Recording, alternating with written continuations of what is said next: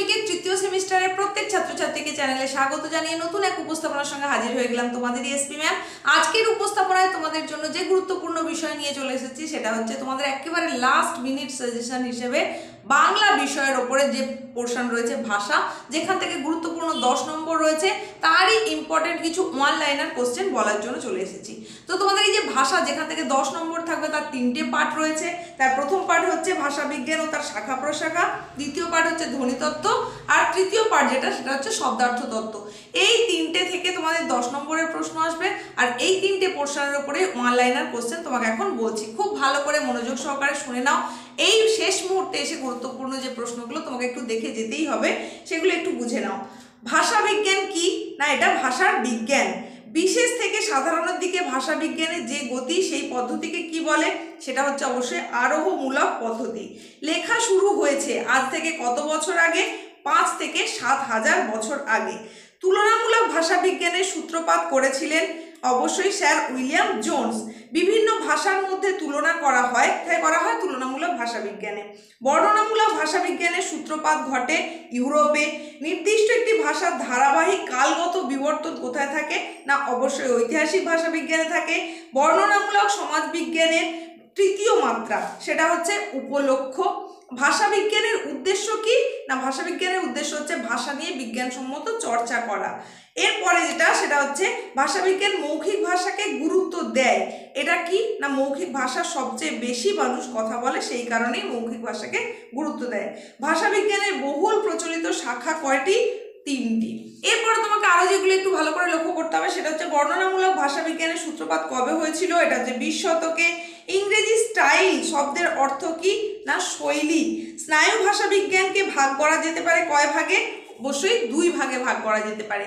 এছাড়া হচ্ছে প্রধান ভাষা বিজ্ঞান ভাষার যে গঠন প্রণালী ও কেন্দ্রীয় বিন্যাস আলোচনা করে, তা কটি শাখায় বিভক্ত? সেটা হচ্ছে 5টি শাখায় বিভক্ত। ফলিত ভাষা বিজ্ঞান ভাষার যে গঠন প্রণালী ও কেন্দ্রীয় বিন্যাস আলোচনা করে, তা কটি শাখায় বিভক্ত? সেটা 6টা শাখায় বিভক্ত। এই রকমই গুরুত্বপূর্ণ প্রশ্ন আরো কিছু, সেগুলো একটু বলে দিই তোমাদের। শৈলী বিজ্ঞানের নিরিখ হলো, এটা হবে প্রয়োগ নির্ভর। শৈলী বিজ্ঞান প্রয়োগ নির্ভর।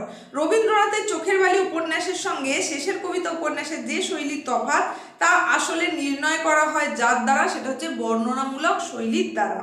আচ্ছা, লাং এর নামকরণ করেন ফার্দিনান্দ দ্য সসুর। আর চিন্তার পোশাক মতবাদটির প্রবক্তা অবশ্যই হবে স্যামুয়েল ওয়েসলি। আর এরপরে যেটা তোমাকে দেখতে হবে সেটা হচ্ছে সব ভাষাই যে সমান গুরুত্বপূর্ণ তা বিশ্বাস করেন নৃভাষা বিজ্ঞান। শৈলীর ভাগ দুটো, বর্ণনামূলক এবং মূল্যায়ন ভিত্তিক। এরপরে যেটা দেখতে হবে সেটা হচ্ছে ভাষার সঙ্গে জড়িত অবশ্যই স্মৃতি এবং বুদ্ধি। তারপরে শব্দ কল্প দ্রুম অভিধানটি মোট কটি খণ্ডে বিভক্ত? না, 8 খণ্ডে বিভক্ত। শৈলী বিজ্ঞানের অপর নাম রীতিবিজ্ঞান।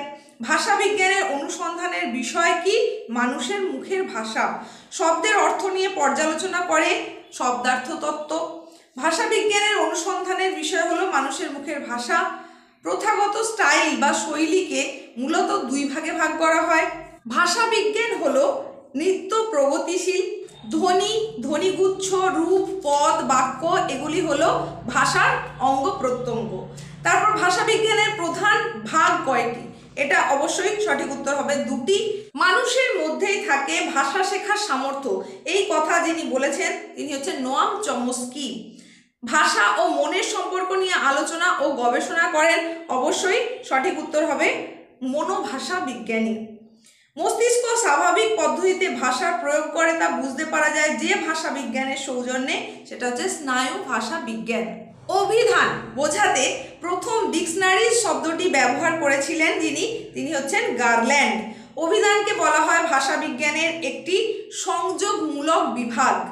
একটি ভাষারীতির মধ্যে অন্য রীতির শব্দ বা বাক্যখণ্ড ব্যবহারকে বলা হয়, অবশ্যই হবে কোড বদল। তারপরে ভাষা বিজ্ঞানের দিক থেকে একটি আদর্শ অভিধানে প্রতিটি শব্দের স্তর থাকে 3টি। ব্যাস, ভাষা বিজ্ঞান ও তার শাখা প্রশাখা থেকে এই অংশগুলোই তোমরা দেখে রাখো। এরপরে তোমাদেরকে যেটা বলবো সেটা হচ্ছে ধ্বনিতত্ত্ব। এখান থেকে বেশ কিছু ইম্পর্টেন্ট কোশ্চেন, সেগুলো একটু জেনে নাও। সেটা হচ্ছে বাকযন্ত্রের স্বল্পতম প্রয়াসে শব্দের ক্ষীণতম অংশ বা ভগ্নাংশের উচ্চারিত রূপ হচ্ছে কি না, সেটা হচ্ছে ধ্বনি। পরেরটা, দেহের যে সকল অঙ্গ প্রত্যঙ্গে বা যন্ত্রের সাহায্যে আমরা কথা বলি বা নানা প্রকার ধ্বনি উচ্চারণ করি তাকে বলা হয় অবশ্যই বাকযন্ত্র। বাকযন্ত্রের সহায়তায় উচ্চারিত ও শ্রুতিনিবদ্ধ ধ্বনিকে বলা যায় সেটা হবে বাকধ্বনি। বাংলা সম্মুখ স্বরধ্বনির সংখ্যা অবশ্যই 4টি। বাংলা বর্ণমালায় পশ্চাৎ স্বরধ্বনির সংখ্যা এটাও হবে 4টি। তারপর হর্ষই হর্ষ এই স্বরধ্বনি দুটিকে বলা হয় উচ্চ বস্থিত স্বরধ্বনি। কেন্দ্রীয় স্বরধ্বনি বলা হয় যে স্বরধ্বনিকে, সেটার উত্তর হবে আ, এটাকে বলা হয়ে থাকে কেন্দ্রীয় স্বরধ্বনি। এরকমই গুরুত্বপূর্ণ আরো কিছু প্রশ্ন একটু শুনে নাও। চ, ছ, বর্গীয় জ, ঝ এগুলোকে কি ধ্বনি বলা হয় না, এগুলো হচ্ছে তালব্য ধ্বনি। আর তারই সঙ্গে সঙ্গে একটু আরো এইগুলো জেনে রাখো, ক, খ, গ, ঘ, ঙ এই 5টি ধ্বনিকে কি বলা হয়ে থাকে, এই 5টি ধ্বনিকে বলা হয়ে থাকে কণ্ঠধ্বনি বা কণ্ঠধ্বনি বলতে পারো। আর অঞ্জ, র, ল, ব এই 4টে ধ্বনিকে কি বলা হয়, এই 4টে ধ্বনিকে বলা হয়ে থাকে অন্তঃস্থ বর্ণ। ক থেকে ম পর্যন্ত 25টি ব্যঞ্জন বর্ণকে যেটা বলা হবে সেটা হচ্ছে স্পর্শ বর্ণ। এরপরে বলি রি, লি এই স্বরধ্বনি দুটিকে বলা হয়ে থাকে যেটা, সেটা হচ্ছে দন্তধ্বনি। হর্ষই, দীর্ঘই, এ, ওই এই 4টি ধ্বনিকে উচ্চারণ স্থান অনুসারে বলা চলে তালব্য ধ্বনি। আর তারই সঙ্গে সঙ্গে একটু জেনে নাও, ফোনিম শব্দটির আবিষ্কারক হলেন, ফোনিম শব্দের আবিষ্কারক হলেন লুই আভে। বাকধ্বনির নিজস্ব কোনো অর্থ নেই, ভাষার অর্থের তফাৎ করতে সমর্থ ধ্বনিমূল, অর্থের পার্থক্য করতে পারে না যে ধ্বনি, সেটাকে বলা হয় সহধ্বনি। তারই সঙ্গে সঙ্গে দেখে রাখবে কথা বলার সময় আমরা অবিচ্ছিন্নভাবে উচ্চারণ করি যেটা, সেটাই হচ্ছে ধ্বনি। এরপরে চলে যাব শব্দার্থ তত্ত্ব। এখানকার কিছু ইম্পর্টেন্ট প্রশ্ন সেগুলো একটু জেনে নাও। সেটা হচ্ছে ভাষায় ব্যবহৃত শব্দের অর্থ এবং তার কার্যপ্রক্রিয়া নিয়ে আলোচনা করে কে না শব্দার্থ তত্ত্ব। বাক্যের অর্থ নিয়ে আলোচনার অন্যতম উপায় এটা হচ্ছে সত্য সাপেক্ষ তত্ত্ব। তারই সঙ্গে সঙ্গে গুরুত্বপূর্ণ আরো বেশ কিছু যেগুলো তোমাকে দেখতে হবে সেটা হচ্ছে ভাষার ব্যবহার সবসময় যে পরিপ্রেক্ষিতে হয় তা হচ্ছে সামাজিক পরিপ্রেক্ষিত। প্রসঙ্গের ধারণা আপেক্ষিকভাবে বিমূর্ত প্রকৃতির হয়ে থাকে। সামর্থকতার ভিত্তিতে শব্দ সন্নিবেশিত থাকে থিসরাসে। এইরকমই গুরুত্বপূর্ণ আলু শব্দটির ফলের অধিনাম হিসেবে স্বীকৃতি পায় জার্মান ভাষায়। থিসরাস শব্দের ব্যুৎপত্তিগত অর্থ হচ্ছে রত্নাগর বা রত্নাগার। প্রাচীন ভারতের অমরকোষ থিসরাসটি লিখিত হয়েছিল সংস্কৃত ভাষায়। প্রথম আধুনিক থিসরাসটি হচ্ছে রজেটার থিসরাস। সেই রকমই গুরুত্বপূর্ণ দয়া করে বসুন এই বাক্যটির মাধ্যমে সমাধা হয় অনুরোধ কার্য। যে কার্যটা সমাধা হলো সেটা হচ্ছে অনুরোধ কার্য। মুনিশ শব্দটির উৎস হচ্ছে মনুষ্য। কলম শব্দের অর্থ বর্তমান যে লেখনী, কিন্তু তার আদি অর্থ কিন্তু ছিল স্বর। গবেষণা শব্দের আদি অর্থ গরু খোঁজা। ব্যুৎপত্তির সাহায্যে পাওয়া শব্দার্থকে বলে যৌগিক শব্দ। কালের পরিবর্তনের সঙ্গে বদল ঘটে শব্দার্থের। দারুণ শব্দের আদি অর্থ হচ্ছে কাষ্ঠ নির্মিত। শব্দার্থের প্রথম ভাগের নাম সাধারণ অর্থ। ধর্মপুত্র যুধিষ্ঠির শব্দটি ব্যবহৃত হয় অর্থের বিপরীতার্থকতা বোঝানোর জন্য। মেঘ মানে বৃষ্টি, এই মানে শব্দটা যেটা বোঝাচ্ছে সেটা হচ্ছে নিশ্চয়তা অর্থে।